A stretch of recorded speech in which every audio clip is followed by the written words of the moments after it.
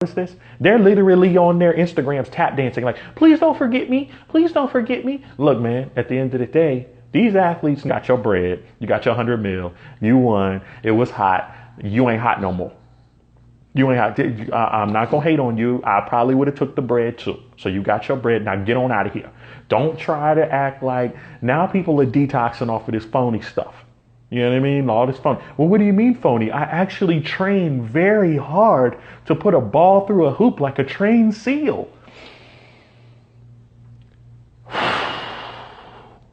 I've been training all my life for this. So what you're saying is you've been lifting weights, training, and mentally preparing to put a ball through through a hoop like a trained seal for your liberal white master. And you get paid millions to do it. And to influence other young boys and girls not to worry about science class or math class or doing anything else like being a doctor or a surgeon or an engineer because they need to dribble a ball or rap to get out the ghetto. Ooh, yeah, we need to worship you. No thanks. The jig is up, phonies, and I'm coming for all of you. Like all of you. Like I say, just get your bread. This is what I try to say the same thing about Hillary Clinton, right? I tried to say the same thing about Hillary Clinton. I was like, when she lost, it was like, look, honestly, bro, I don't even want to fight you no more. I don't even want to fight you. You made all this money. You stole all the money from Haiti. Y'all been doing dirty work for years. Trump is one. Take your money and go hide somewhere on an island, bro. Like the good mafia people do. Like the mafia dudes, they know when the jig is up, the territory's been taken. Let me go ahead and make sure I survive. I'm going to take my money, my nest egg, and I'm going to go live somewhere else. These fools don't want to do that. It's basically like, yo, I'm not gonna look at that bright side. I'm just gonna keep violating until I get violated. It's like, are you serious right now? So I'm telling the NBA players the same thing. Bro, a lot of y'all made hundreds of millions of dollars for no reason. A lot of people won't tell you I will. You do not deserve your hundreds of millions of dollars for dribbling a damn basketball. People are afraid to tell you I'm not. And you know what? Everybody on this live, as I'm saying this right now, there's tons of people who will watch this video. Tons of people on this live who will say, I was thinking exactly what Derek is saying, but I was afraid to say it until he said it. But now that he said it, damn it, they don't deserve no hundreds of million dollars. This is some bull. What the hell? They maybe deserve like $100,000 or something. Like you do not deserve $100 million to do it. Well, it's the money the owners are making them. It's the money. I don't give a damn if the owners are making $1 billion trillion. So like, I don't give a damn. I don't give a damn, bro. You don't deserve no damn $100 million for dribbling a ball and putting it through a hoop like a trained seal when Ben Carson is separating conjoined twins at the brain and not getting recognized or getting nearly that much money. It's just, sorry, that doesn't work, bro. That doesn't work. And at the end of the day, you're part of a system where they're only paying you hundreds of millions of dollars as part of a game to stop children from wanting to be the next Ben Carson, from stopping children from wanting to be the next engineer or the owner of BET, Bob Johnson, the owner of a TV station. You don't want to do that because you're watching them get paid $100 million. That $100 million ain't really for you. It's the game children too. I peep the long game. Like I said, I think 4D chess. You're sitting here thinking you're getting $100 million because you earned it. Now you're getting $100 million to distract children and make children feel like they could dribble a ball like a trained seal and they could do this, that, and the other. Nah, bro. Nah, I see the game. Because right now we got thousands and thousands and thousands and thousands and thousands of doctors. Thousands of doctors that don't get those hits on CNN or Fox News or ABC or NBC. Why don't they have black doctors on here? Every time, let's see what LeBron James thinks about this social issue. Let's go ahead and go live right now to Steph Curry and see what the hell do I want to hear from this fool for? The hell? I want to hear from somebody. Don't you know we have mathematicians, PhD'd, doctored black individuals that from MIT, Harvard, Yale? Why aren't y'all calling them and putting them on Skype? Y'all want to put some fool on here. No disrespect. I call you fool in love. You know what I'm saying? I call y'all fool in love. I talk to my people fool. You can call me fool too. But I'm just saying it's the reality. In this situation, bro, you're a fool.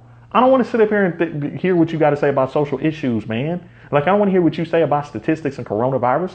Don't you know we have doctors that have changed the game? Doctors with patents on their name, black doctors with patents. Have y'all noticed? A lot of y'all are probably in the comments right now like, yo, this is some real talk. Why don't I ever see black doctors commenting on CNN or Fox News or whatever? We got thousands upon thousands of them. Where they at? Well, as a black doctor, I'd like to say this about black social issues. We never see that. Instead, it's like, okay, let's go live to LA so we can hear what this rapper has to say. What the?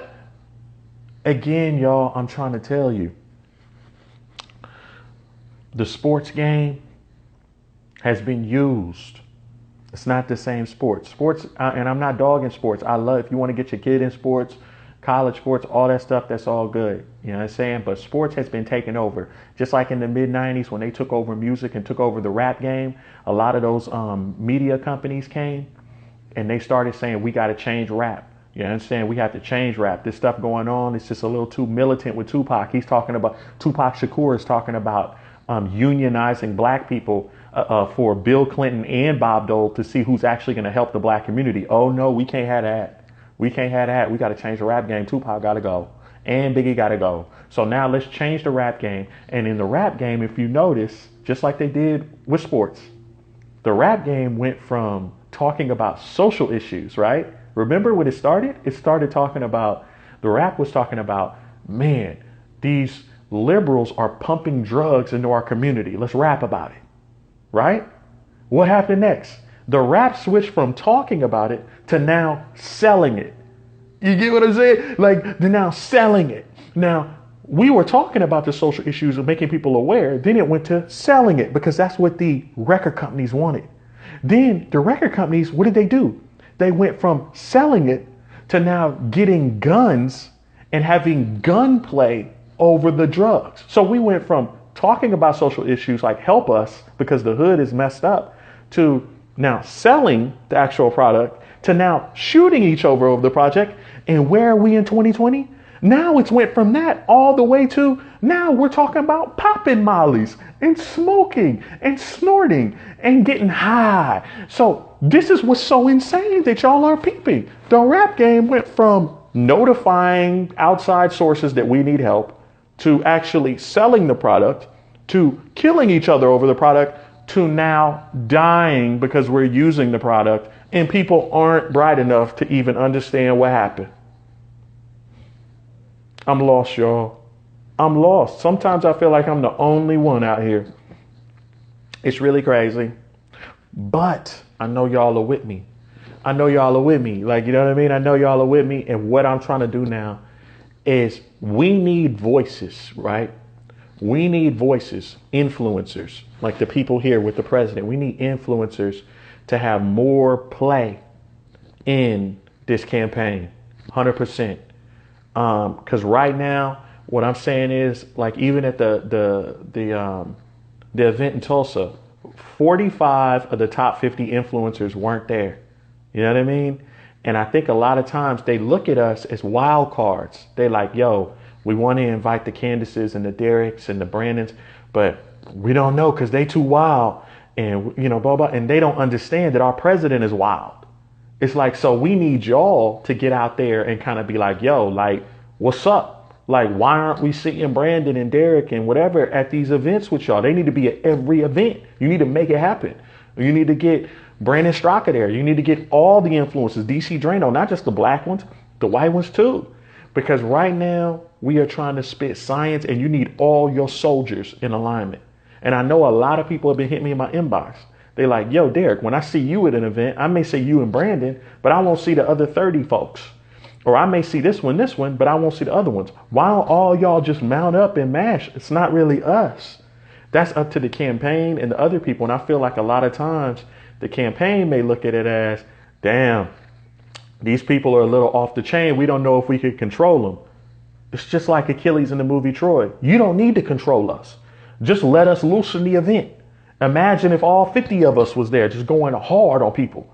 Like that's what we need because you can't use the excuse that, this person may cuss too much or this person may be too wild or this person may be whatever or Derek's a sinner or whatever. You can't use that excuse because the other side has Snoop Dogg over there. Like Snoop Dogg is over there fighting for the other side. So what's your excuse? This dude beat a murder trial. Like you worried about us?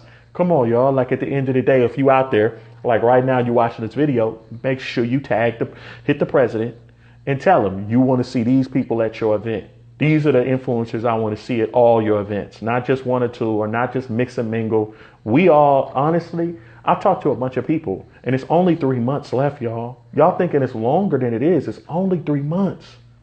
It's only 3 months. All of us have made a decision that if need be, we will show up at every event. We'll show up at every event. All you got to do is push it. We'll show up at every event. Because I want to see all of us. I don't want to just see 1 or 2 or 3 influencers. That doesn't work for me because I'm into overkill. You know what I mean? I'm into overkill. I want to bring everybody. I want to see everybody, all your favorite people, like the Avengers. We all need to be at every last damn event, invited in the prime place, prime front, prime whatever, on camera, because that's what people want to see. And people want to be galvanized by that because the left is galvanizing their people. They got Oprah and all these other people over there. So I'm sitting here like, man, I need to see Candace at every event. I need to see this person at every event. I need to see all of us at every event mashing on people because nobody's trying to fight, but we are. We the ones that y'all come to watch us fight. You know what I mean? So we all need to be there. But y'all need to hit them up. Y'all need to hit up Don Jr., hit up Donald, hit up everybody and let them know. Let them know in their comments. Let them know on every post, like 100%. I'm trying to see all these influencers at your events. I'm trying to see Derek. I'm trying to see Candace. I'm trying to see everybody at every event on every post they do. Because I'm about to do a campaign on it, really. Like, and just be like, look, at the end of the day, we got 3 months left. We need to use our best guns. We need to use our best guns. And at the end of the day, having us here and, speaking to all y'all, I mean, the top 50 influencers reach over 65 million people. 65 million people, in my opinion. Like, I mean, you got a lot of people they reaching across all their platforms. So we have to utilize better. We can't just rely on the fact of we scared of them or we scared, Now, somebody said all the influencers at the RNC. That's what I'm petitioning for. That's what I need y'all to petition for. We need all the influencers at the RNC. The RNC has an invite kind of only kind of thing. We need to bypass that. We need to bypass that and have the president be like, I want all my 50 to 100 top influencers here. And I want them in the building going hard. I want them on camera. Because you know how it is at the RNC. They just go up to you with camera. I want them going hard. Can you imagine the RNC if you got Candace walking through there, Brandon Tatum, me, you know what I'm saying? DC Drano, Anna Paulina, you know what I mean? From everything, the Latinos for Trump, the blacks, everybody. You got your favorite goons, King Face, like everybody in there. Isaiah Washington walking through there. That's what we need as a show of force. We need that for every event, but especially the RNC. So y'all need to hit up people and be like, we need to influence the RNC. That's the movement we talk about. Influencers at the RNC, period. Hashtag that or something. You know what I mean? Let's see who we got here. If y'all want to cam up, let me know. Y'all could come in for a little bit. It's to say a little bit because I ain't going to leave people on too long. Somebody got mad. I did like a 40-minute thing with somebody the other day. Hi. Hey, what's going on? What's your name? I'm Sandy. I'm from Philly. What's up, Sandy? How you doing out in Philly, man? Philly, that's a good little place. Some cheesesteaks, man. West Philadelphia, born and raised. Or some Will Smith. Yeah. And you know All it's right. not good unless it's greasy, right? Isn't that what he said? Oh, wow. That's what I heard. I still got to get one, man. It's been a dream of mine to get one from, what is it, Geno's? Geno's or something? Geno's? So the Geno's and Pat's King of Steaks are right across the street from each other in South Philly, and those are like the touristy spots. I like Delisandro's is a good one. Chubby's, which is like ironically across the street from Delisandro's, has a low key good cheesesteak. Like, there's a bunch of like little hidden spots. You just gotta go and look for them, neighborhood Sweet, sweet, man. So I appreciate you. I appreciate you checking in, man. I don't know how long you've been watching, but hopefully I hit you with some kind of message. What you got for me? Yeah, I like the sports talk because Okay. it's interesting because I'm an athlete myself, um, but I'm not. It's funny because I'm from Philadelphia, and of course we have the Eagles, the Flyers, that like very very huge on sports, right? And it's funny because I really don't follow sports and I know nothing about sports, and that like it's always a topic of conversation. Like it's always like these people in my life can tell me people like athletes, stats, like who's in the playoffs, whatnot.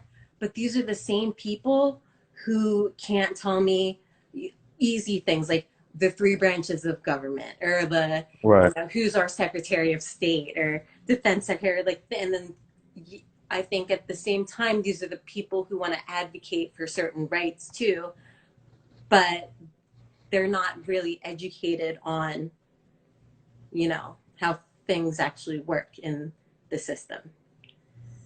So I agree. And again, like I said, a lot of it is we teach reflective glory as a way of life in this country from when you're small. You have to know about the Super Bowl, Pop Warner football. You got to get involved in this stuff, and then who is your hero? It's automatically like when you get to Pop Warner football, you got to pick who your favorite player is. It's almost like like I said, a lot of people are trained to believe in science over spirituality through learning about dinosaurs. It's basically like when you're little, the first thing you learn about is dinosaurs. right, Now, if you learn about dinosaurs, that's science. So in a sense, it's basically when somebody tries to beef with you at the age of 12 and be like, well, I kind of believe in this spiritual realm over science. You automatically have been trained to be like, nah, forget spirituality.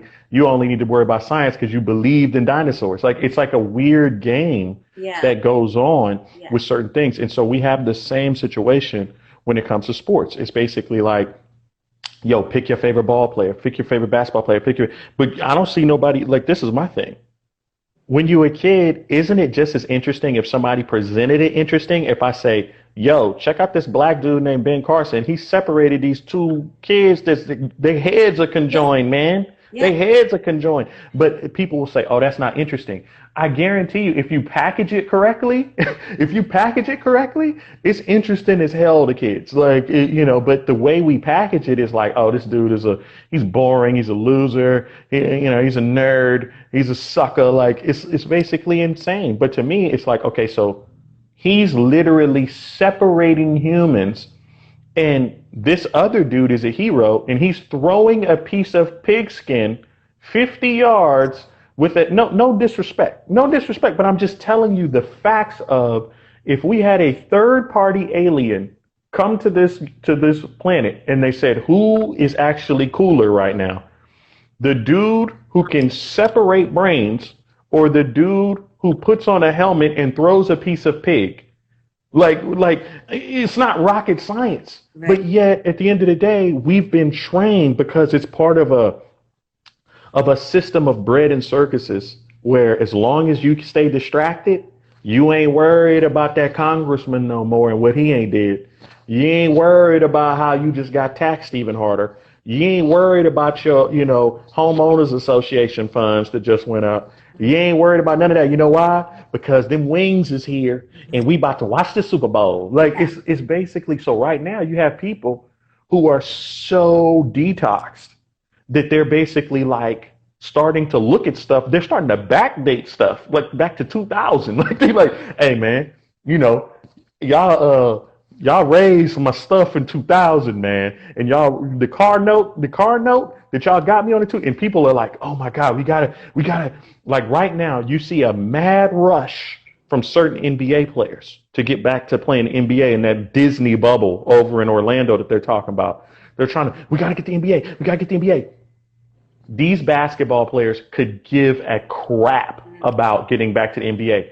Their handlers are calling them and being like, you better get these people activated because people are starting to wake up. So you got to get back to the NBA. I've said it before and I'll say it again.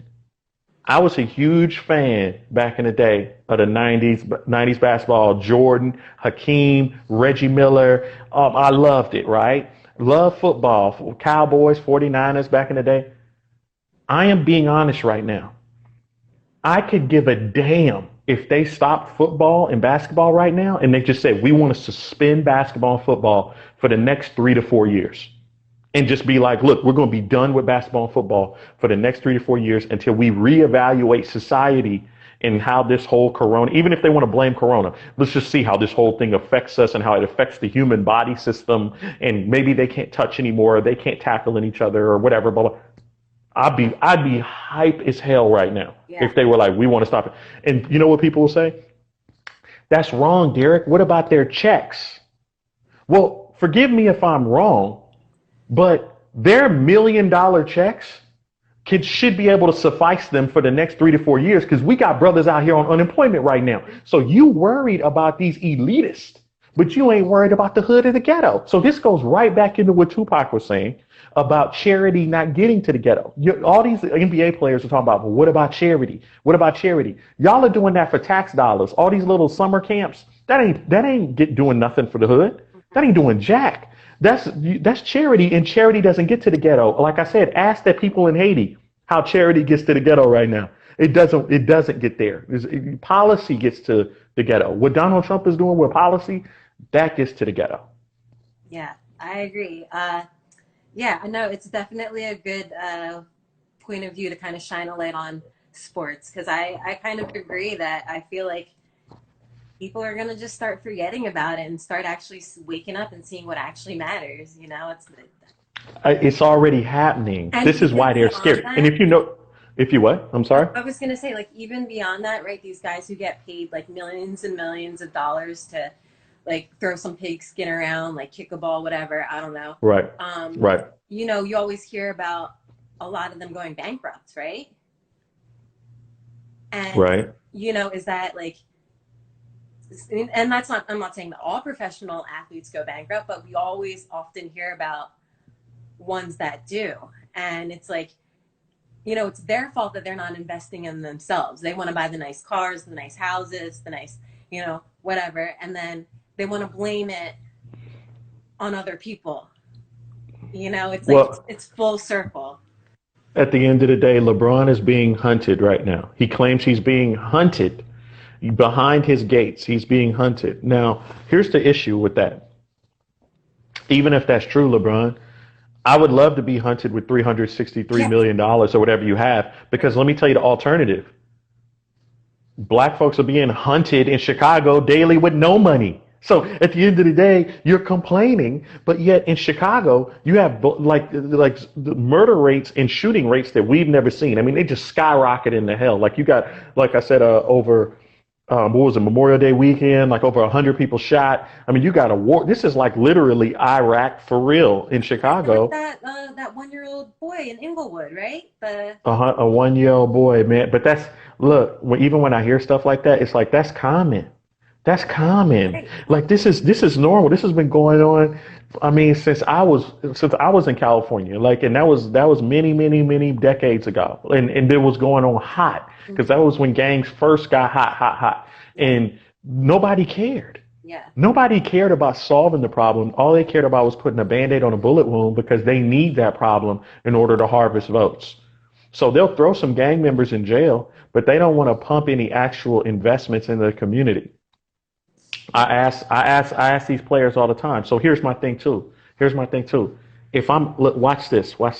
If I'm an NBA player, I'll call out anybody right now. Any NFL, any NBA player.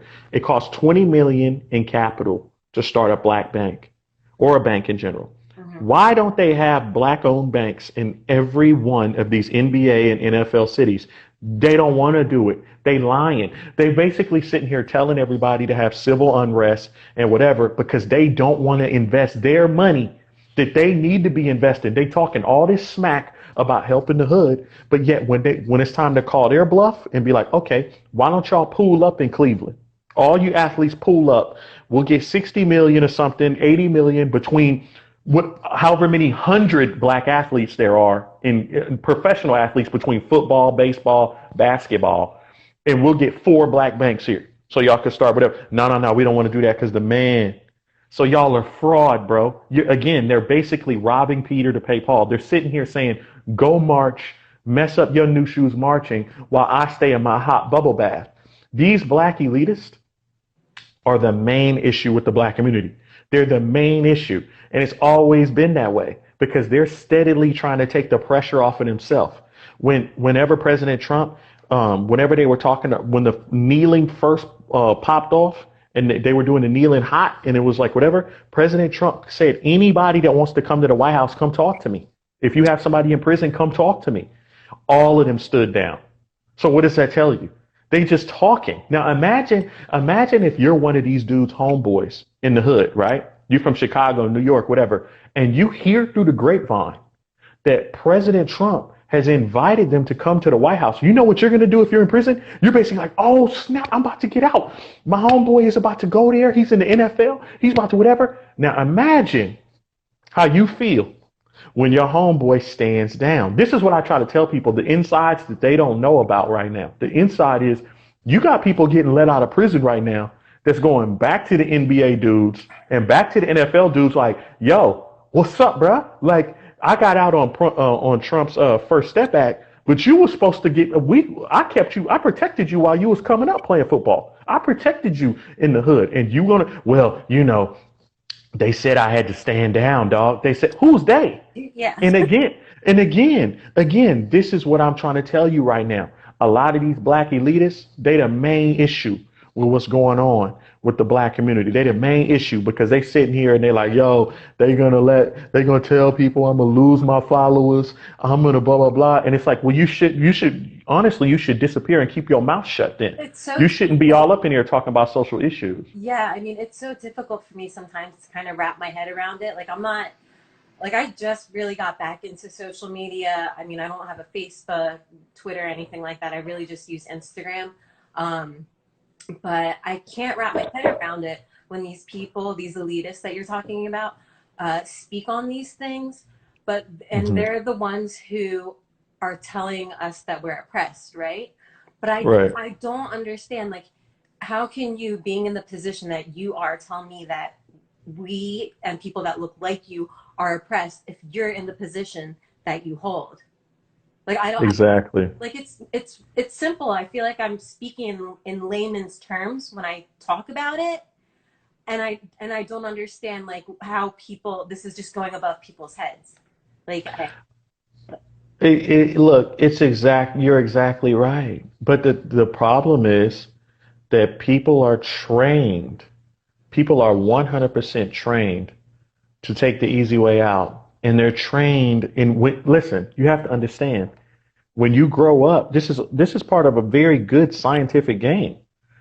If I'm trained to love Achilles, like in the movie Troy, like he's the most greatest athlete, he's the hardest he could get, in the book it talked about in the Iliad or whatever, it talked about he could kill 30 people with one swing. When you're trained from the age of 5 to love LeBron, I mean, this is some serious psychological stuff, man. By the time you're 18, you don't think you're going to listen to what he has to say? And if he says, look, at the end of the day, I'm oppressed, even though you looking at him in the bubble bath, you looking at him at the bubble bath with the gold, and they eating, and they got steak and salami flying and drinks, the whole nine. When he tells you I'm oppressed, you believe it because you've been trained that way. You understand what I'm saying? It's just like, and to a lot of these kids, they don't have a father. And the closest thing they have to a father is LeBron. Right. You understand? Because they've been trained to watch him. So you know as well as I do, everybody knows a situation in a family where there's a deadbeat dad. Now, when you had that deadbeat dad, let me tell you the irony of the deadbeat dad, right? You'll have a mama busting her ass 24/7 to take care of this kid. And the deadbeat dad shows up at the age of 10, shows up once at the age of 12, and who does the kid worship? He doesn't give the love to the mom. He just a deadbeat dad like, Dad, are you finally here? Are you finally? And the dad gives him a few lies and he just goes on. Because at the end of the day, and the mom doesn't get the credit, but the deadbeat dad shows up at 13 and then it's like, Dad, wow, you came to my birthday. Wow. It's the same exact thing. They're sitting here yearning for some sort of guidance. And the sad part is our society trains them to love and worship these athletes and entertainers and rappers and singers and all this nonsense instead of emulating the people who are the thousands upon thousands of black surgeons in this country. Thousands and thousands of black lawyers, thousands and thousands of black engineers. We don't even know any names of these people. Have you recognized? Like, if I asked you to name 10 black engineers in this whole country, you can't do it. Listen, it's literally. But if I asked you to name 10 black people in the NFL, you could do it today. That is a huge issue in this country that nobody's peeping. And again, a lot of people will say, "Wow, Derek, that's some deep four-dimensional stuff." But for me, I haven't even really got into the four-dimensional stuff yet. Like, my stuff is so deep and so on another level. Like 3 years from now, I won't even like really be in politics. I'll be in a spiritual realm and talking to everybody on such a deep level. I'm just happy that this is happening to awaken people to a certain extent. But this is really remedial, y'all. It's very easy to see. You can't name 10 black engineers in this country, but you can name 10 black dudes in the NBA, 10 black dudes in the NFL, 10 black dudes here. Like, come on, y'all. We should know we got thousands and thousands and thousands and hundreds of thousands of black engineers. You know what I mean? Hundreds of thousands of black doctors. Like, why don't we know these people? Because the media doesn't want you to. The media doesn't want you having a bigger dream, doesn't want you succeeding. They need you begging for mercy, like you're on a plantation begging for cornbread. Like, basically, please, master, give me some hot water cornbread tonight. And what you're seeing is there's a group of people now that threaten their system. A group of people that sit here. This space where, before the enslavement was like physical chaining, right? We're in shackles, handcuffs by the ankles. And now I feel like a lot of the enslavement is up here, right? Because even though we have, people aren't, besides, there's those white people chaining themselves up, which is a whole nother story. But, we don't have that anymore. We don't have people being chained up and enslaved, but in their minds, they are now enslaved, and I think that's, it's frustrating. It's frustrating because, like you said, it's a remedial thing, right? It's not that deep. And that's what I actually, when I came across your page, what I liked most is that it's very thought-provoking. It doesn't matter if you're on the left, if you're on the right, if you're black, white, lavender, turquoise, I don't know, but like you just have to think. You have to think for yourself. As an individual, I'm so sick of this group thing. Let me tell you, on social, like I told you, I've really only got big into Instagram as my only social media platform recently, and something that kind of came to light to me was the fact that I had strangers telling me that they would continue to advocate for me because I've grown up to be inherently racist because of the system. And these are strangers. I've never met these people before.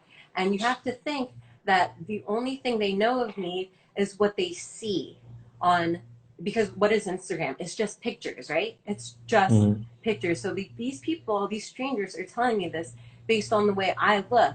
And, and it makes me think like, well, you know nothing about me. You don't know anything about how I've grown up. You don't know my background, but you think that because I look a certain way that like you have, the right to tell me whether or not I'm oppressed, or it's just, I don't know.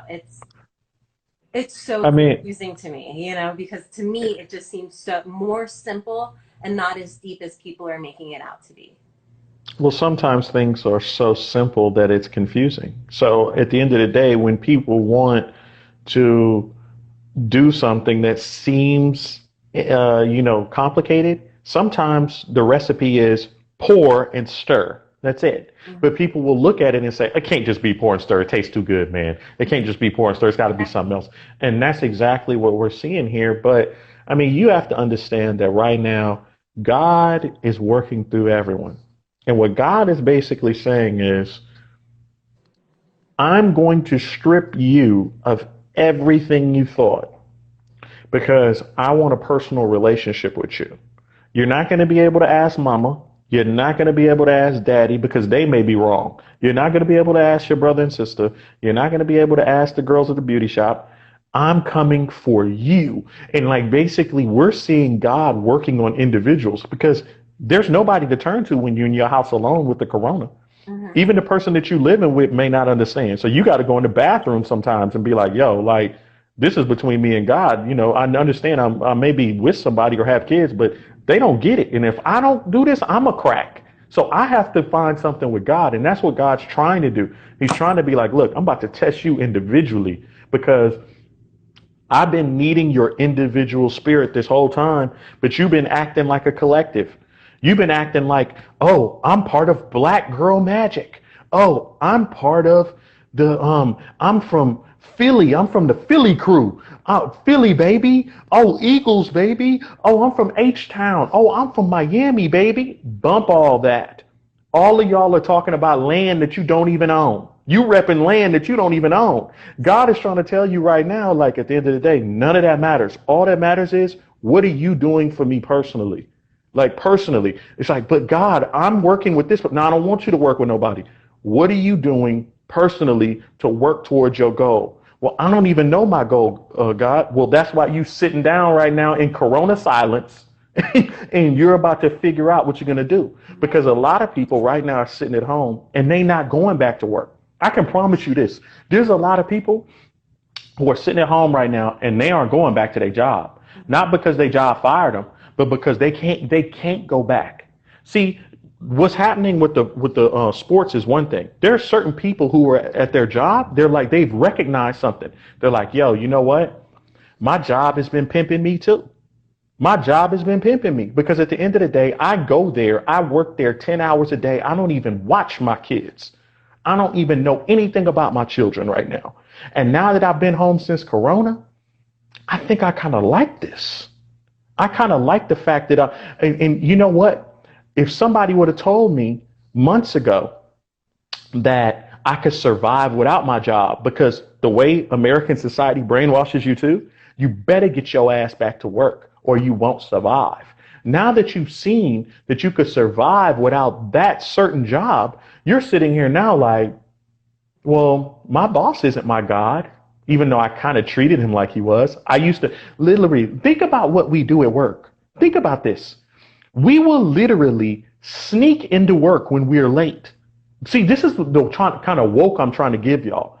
We will sneak into work treating our boss like he's Jesus, like he's God or something. Like oh, I got to sneak in. It's like, bruh, like we shouldn't have anybody having that kind of control over us. We are descendants of the King, period. We are here to love each other, spread love and spread light. We don't need to be scared, running up in the hiding in, in the work and whatever. And there's people who are waking up to that right now. And they're like, you know what? Honestly, society trained me that I needed to go to school, get my degrees, have my 2.5 kids, my white picket fence, have one job, whatever. While I've been out here the last 20 years trying to tell people that y'all honestly need to be like Leonardo da Vinci. And what Leonardo da Vinci did was, I'm going to be a sculptor. I'm going to be a painter. I'm going to be a philosopher. I'm going to be a booker. I'm going to do it all. And that's what people need to do because you are that type of creature. Yeah. You're not the type of creature that's like, okay, I'm an engineer. I need to sit at a desk for the next 30 years. Mm-hmm. Because let me tell you something. Whoever owns that company is not sitting at a desk for 30 years. They on a yacht somewhere chilling hard. So right now, you sitting there 30 years of your life wasting. And so I try to tell people right now, there's a lot of people who are like, you know what? What do I do, Derek? What do I do? Well, what is God telling you? Didn't you always want to write a memoir? Didn't you want to tell people about how when you were a kid, they beat on you, but you broke your leg and people told you wouldn't walk again, but you did? Maybe it's time to write that story now. Well, I can't do that. Why not? Maybe that is what God is telling you if it's been on your heart. Well, I can't in my heart because society says this is what we're the societal change, because society is part of the same system that says you need to follow LeBron. You need to follow what Oprah told you.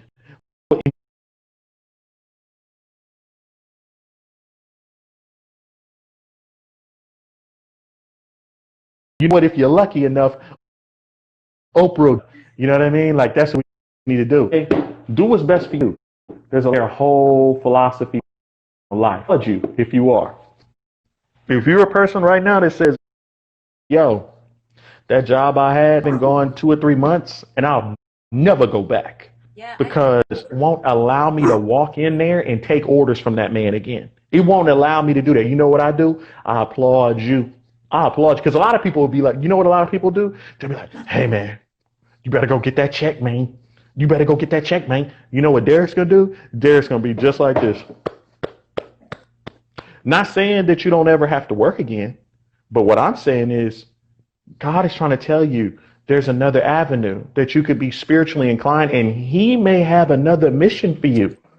He may this time around, because there's this. I mean, come on, man. Look at the signs. There's never been a sign like this.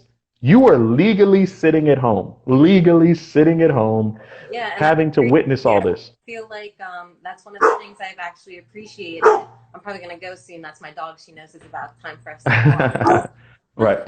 But one of the things I actually appreciated about quarantine is that I do feel like people are beginning to be more in touch with humanity and the actual world around them, like the real world around them, like what's outside of their door, not what they see on a TV screen. So I do have that appreciation for this whole lockdown and this pandemic too. And then, Right. and I was talking about it earlier today with a friend of mine. I feel like we have come far from others how you want to be treated, right? It's like it's gone like. Right. That's true. Well, look, I know you got to run. Yeah, and Thank you for coming. I Huh. I usually walk her. It's like 10:30 over here. Sometimes I'll walk her as late as midnight, and I feel safe Hmm. doing it because right on the corner there's always a cop car without fail. That's They're, dope. they're always there in my hood. They're always patrolling, and I feel so safe no matter how dark it gets outside. Hey man, shout out to all the cops out there. We love you. You know what I'm saying? Blue bloods out there. Do it big. We love you. Look, you got to come in and talk again another time. Yeah, But I it's think I've never gone live with anyone before, and I didn't actually think it was going to work, but I appreciate it, and I appreciate you having a discussion with me because it is so hard to actually find people who are willing to have an open discussion. And honestly, even if you disagreed with me, I wouldn't right. just cut you out of my life. I've like, That's dope. Hey, look, man. Well, look, I'm gonna have a special place in your life. I feel special right now. I feel so special. It's so awesome. But look, make sure you come in another time and hit me up, man. Like, and I appreciate the love, and I appreciate you saying that you appreciate the deepness on the page. thank you for letting me like come on here like slowly with like the riots and the pandemic and thing like that. It's starting to come to light that I do hold a few more conservative views or like It's gonna cut me off in